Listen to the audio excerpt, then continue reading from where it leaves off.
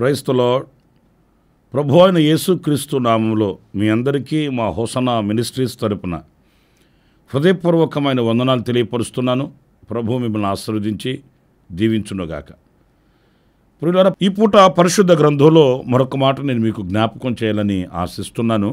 మత్తయి సువార్త 5వ అధ్యాయం 14వ వాక్యాన్ని మనం గమనించినప్పుడు, మీరు లోకమునకు వెలుగై ఉన్నారు, కొండ మీద నుండి పట్టణము మరుగై ఉండనేరదు. చూడండి, ఈ వాక్య భాగంలో మీరు లోకానికి వెలుగై ఉన్నారు అనే పోల్చబడిన ఈ మాటని మనం గమనించినప్పుడు అది ఆశ్చర్యకరమైన అనుభవం అని చెప్పుకోవాలి. ఎందుకంటే కీర్తనకారుడు ఈ లోకాన్ని ఇది గాఢాంధకారపు లోకము అన్నాడు. అంటే వెలుగు లేని, వెలుగు కానరాని చీకటితో కమ్ముకొనిన ఒక అగాధం. ఈ గాఢాంధకారపు లోయలో మనము వెలుగై ఉన్నాము అని ప్రభు చెప్తున్నాడు. అంటే ఎందుకు మనం వెలుగై ఉన్నాము అనంటే, క్రీస్తు మనలో ఉదయించాడు. ఆయన వెలుగు మన మీద ప్రకాశించుచున్నది. ఆయన మనల్ని వెలుగుమయముగా చేశాడు. గతంలో మనం చీకటిలో ఉన్నప్పుడు మన ప్రభు అయిన యేసుక్రీస్తు మన కొరకు ఈ లోకానికి దిగివచ్చి ఆయన మనల్ని పరిశుద్ధులుగా మార్చాడు. అందును గురించి లేఖనాలు ఏమని వ్రాయబడి ఉన్నాయి? ఆయన గుణాతిశయములను ప్రచురము చేయు నిమిత్తము చీకటిలో నుండి ఆశ్చర్యకరమైన తన వెలుగులోనికి ఆయన మనల్ని పిలిచాడు అని లేఖనాలు చెబుతూ ఉన్నాయి. ఆశ్చర్యకరమైన ఆయన వెలుగులో మనం నిలిచి ఉన్నాము. మన మీద ఆయన వెలుగు ప్రకాశించుచున్నది. మనము వెలుగుమయమయ్యాము. వెలుగుమయమైన మనము లోకానికి వెలుగును ప్రత్యక్షపరచాలి. ప్రియులారా, చూడండి, చీకటిలో ఉన్న వ్యక్తి చీకటిని ప్రత్యక్షపరుస్తాడు. వెలుగు సంబంధి వెలుగును ప్రత్యక్షపరుస్తాడు. అంటే అతని మాటలు కానివ్వండి, అతని క్రియలు కానివ్వండి, అతని కదలికలు కానివ్వండి, అతని ఆలోచనలు కానివ్వండి, ఇవన్నీ వెలుగుమయమైనవిగా ఉంటాయండి. మరలా చీకటి సంబంధమైన ఆలోచనలు, చీకటి సంబంధమైన ధోరణి అతనిలో కనబడదు.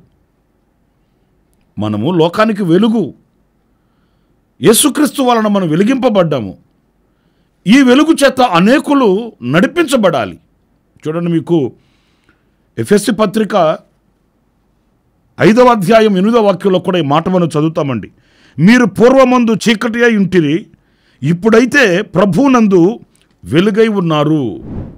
పూర్వము మీరు చీకటి, ఇప్పుడు మీరు వెలుగై ఉన్నారు.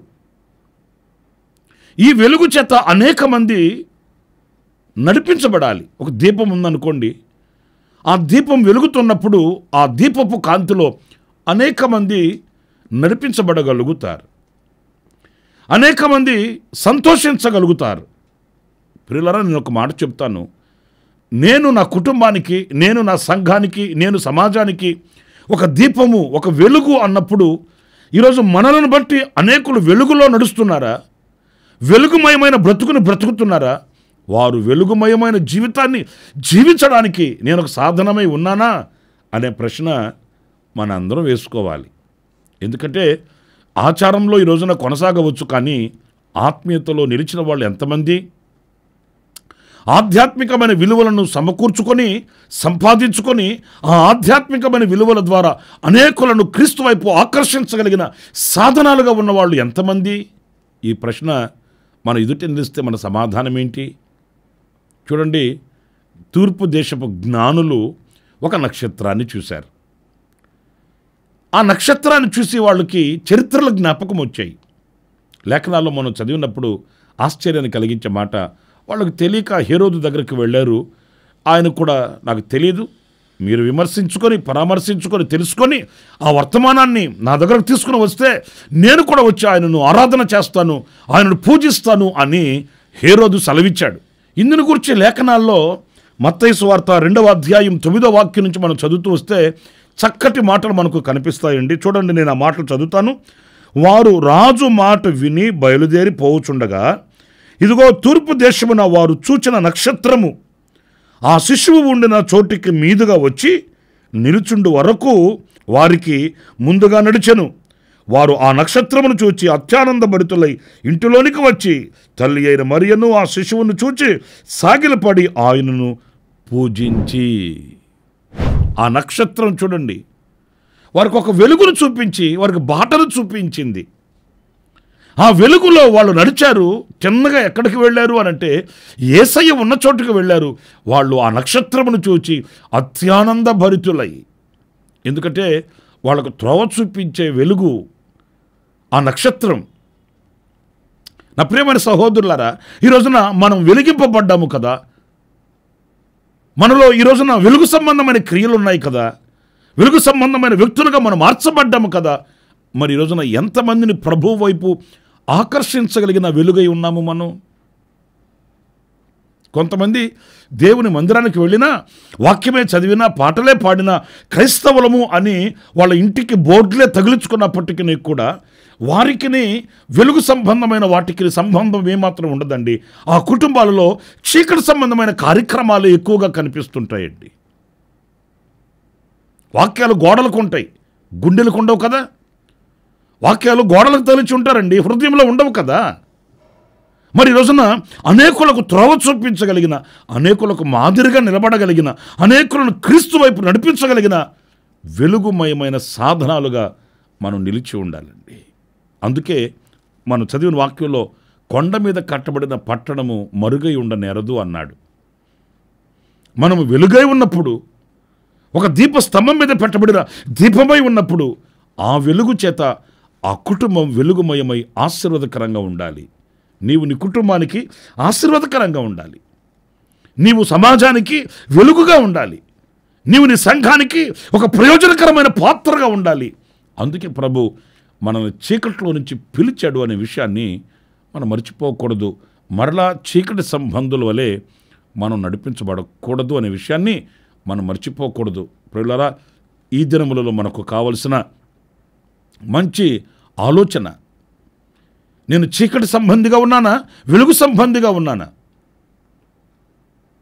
వెలుగును గూర్చి నేను ప్రకటించి ఆ వెలుగులోనికి అనేకులను ఆకర్షించగలిగిన వ్యక్తిగా నేను నిలిచి ఉన్నానా, లేక ఇంకా చీకటి సంబంధమైన వ్యక్తుల వలె లోకాన్ని విడువక, లోకంలో ఉన్న వాటిని మరువక, సాంప్రదాయాలను విడిచిపెట్టక, ఇంకా చీకటి సంబంధమైన వాటిలతోనే పెనవేసుకుని బ్రతుకుతూ వెలుగు సంబంధిని అని చెప్పుకోవడం అది చాలా పొరపాటు, అది చాలా మోసకరమైన అనుభవం అనేది మనం గుర్తించాలండి.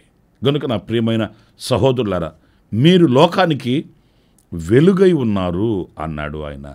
ఆ వెలుగుని మనం కలిగిన వారమై, మనం లోకానికి వెలుగును ప్రత్యక్షపరిచే సాధనాలుగా నిలిచి ప్రభు కొరకు సాక్షిగా నిలబడదాం. అలాంటి కృప దేవుడు మీ అందరికీ అనుగ్రహించుగాక. ఆమేన్. తలలు వంచండి, చిన్న ప్రార్థన చేసుకుందాం. కృపా సత్య సంపూర్ణుడ, జీవాధిపతి అయిన ప్రభువానికి స్తోత్రం. మమ్మల్ని లోకానికి వెలుగు అని మీరు నిర్ధారించారు.